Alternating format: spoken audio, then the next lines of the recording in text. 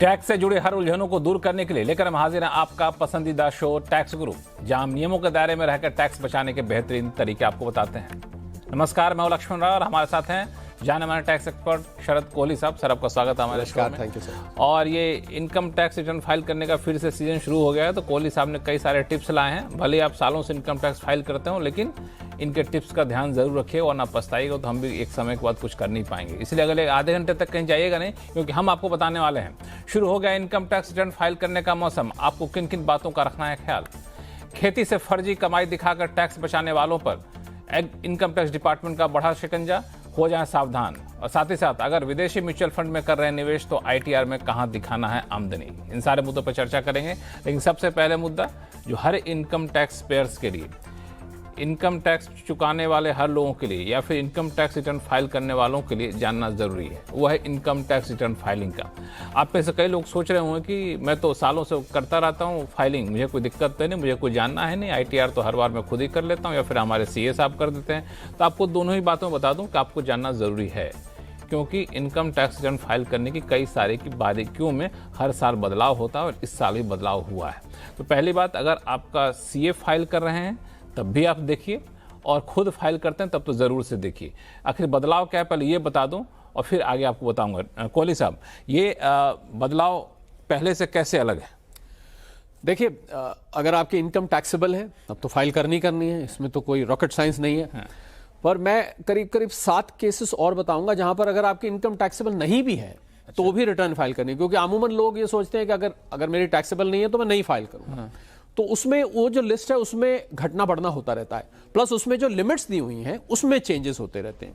तो सबसे पहला केस तो ये है, अगर आपकी इनकम बेसिक एग्जामिशन लिमिट से ऊपर है तो आपको फाइल करनी जरूरी है ही है। ये तो सबसे कॉमन चीज है। उसके बाद अगर हम आए तो कुछ खर्च जो आप करते हैं, अगर आप लक्ष्मण मान लीजिए आपका बिजली का बिल साल का 1 लाख रुपए से ऊपर का है, तो आपको रिटर्न फाइल करनी जरूरी है, भले ही आपकी इनकम टैक्सेबल ना हो। या आपने किसी विदेशी ट्रिप पे 2 लाख रुपए खर्च किए हैं, भले ही आपकी इनकम टैक्सेबल नहीं है, तब भी आपको रिटर्न फाइल करनी पड़ेगी। तो ये हालांकि जिनके बिजली का बिल 1 लाख, कितना बताया आपने?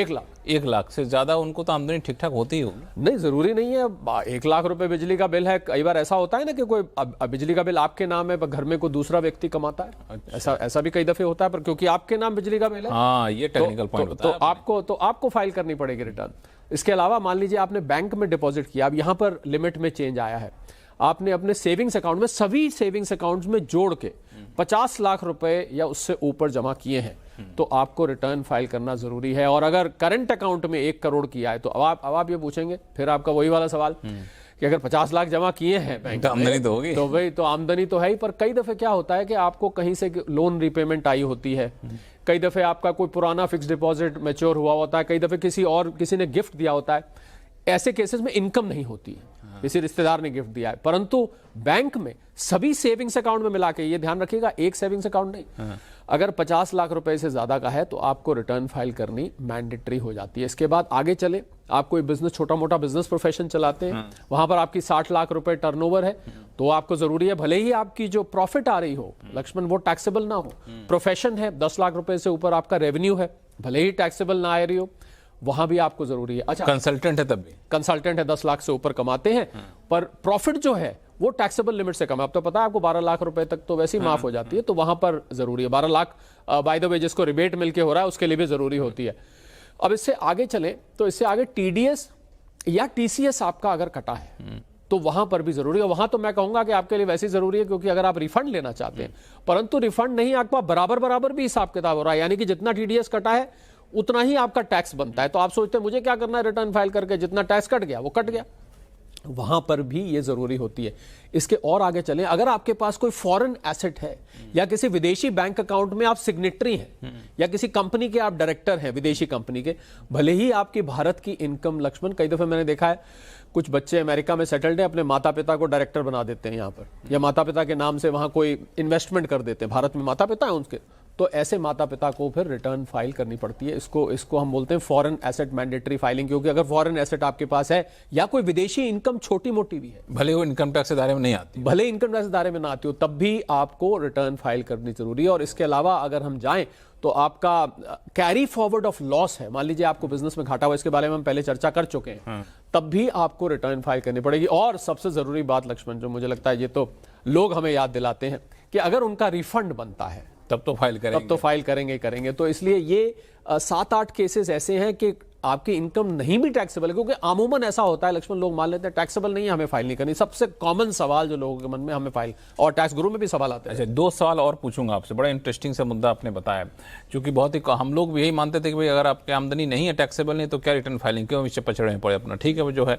लेकिन अगर मान लिया हमें आमदनी ऐसे स्रोत से हो रही है जिसपे इनकम टैक्स नहीं लगता है, मान लिया एग्रीकल्चर से इनकम हो रही है, और तब भी हमको रिटर्न फाइल करनी है? अगर खाली एग्रीकल्चर से हो रही है तो इस हिसाब से तो फिर बहुत सारे किसान भी फाइल करेंगे, परंतु तब फाइल करनी जरूरी, तब फाइल करना जरूरी नहीं, तब जरूरी। हाँ, लेकिन फर्जीवाड़ा जो कर रहे हैं उनके लिए आगे बताऊंगा, बड़ा उनके लिए आगे काम की खबर है, तो सुनिए। एक चीज और, अगर कई लोग सोचते हैं कि भाई मैं तो फाइल करता नहीं, मेरे सीए साहब करते हैं, तो सीए साहब कर रहे हैं तो भाई रिस्पॉन्सिबिलिटी तो आपकी है, तो हमें किस चीज़ों का ख्याल रखना चाहिए?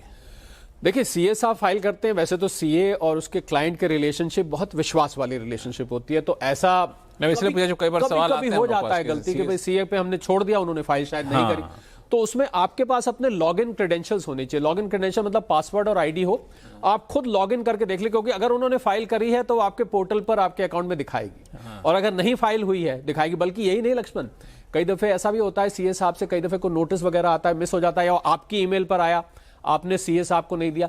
तो इसलिए समय समय पर इनकम टैक्स के पोर्टल को चेक करते रहना। इसके बारे में कभी किसी एपिसोड में खुल के बात करेंगे, इसको अलग से डिस्कशन।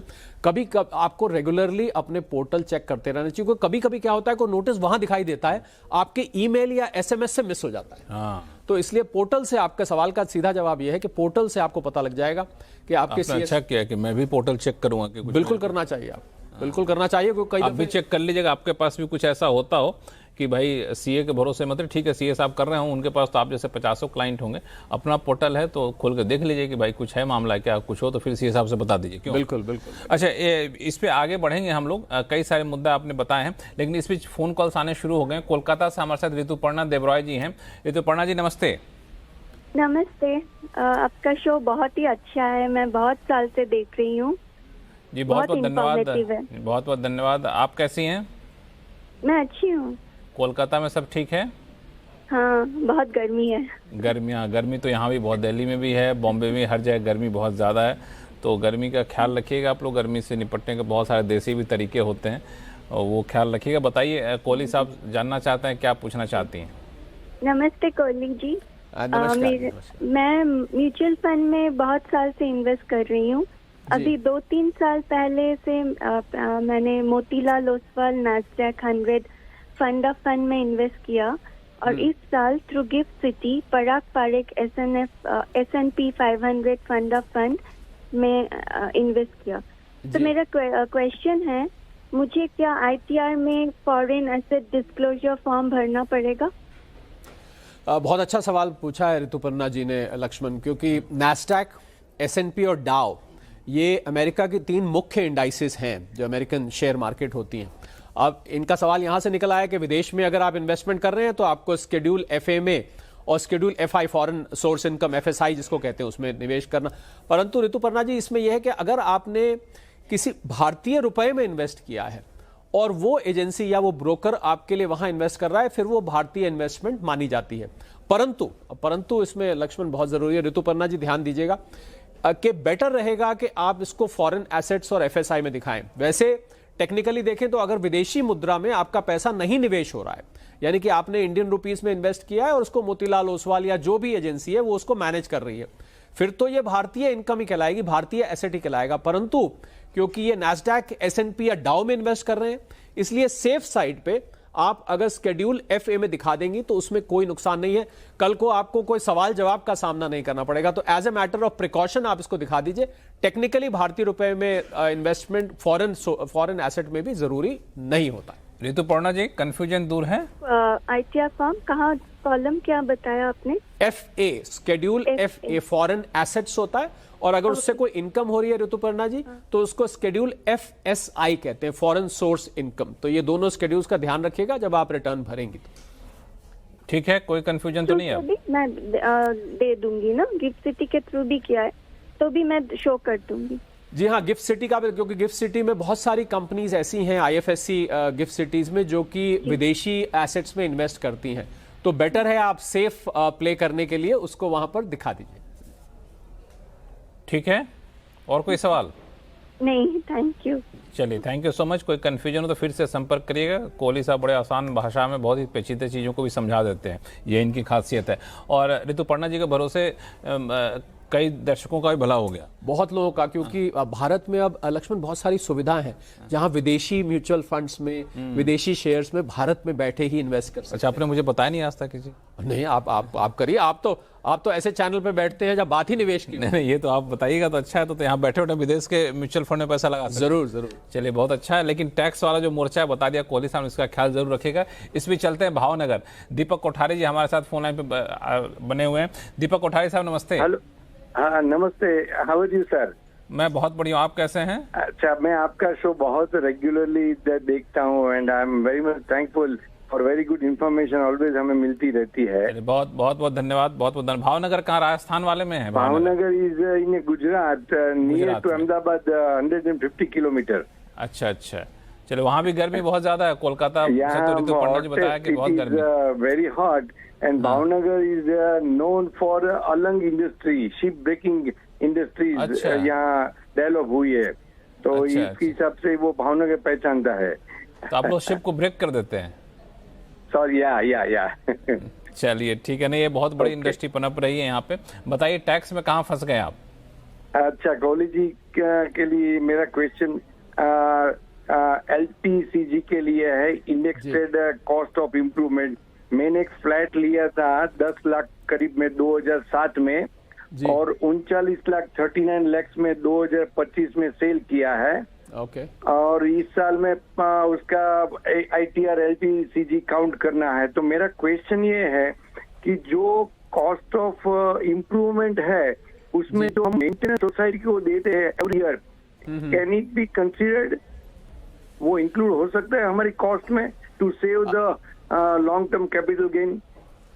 नहीं दीपक जी, मेंटेनेंस नहीं काउंट होता है। और अगर सोसाइटी आपसे कोई वन टाइम कॉस्ट, कई दफे सोसाइटीज लेती हैं जिसमें मान लीजिए कोई लिफ्ट रिप्लेसमेंट है या कोई और बड़ी एडिशन करने जा रहे हैं, वो होता है। ये जो रेगुलर मेंटेनेंस आप देते हैं मंथली बेसिस पे, वो कॉस्ट ऑफ इंप्रूवमेंट में दीपक जी बदकिस्मती से नहीं होता है। इस बात का ध्यान रखिएगा। कहीं आपने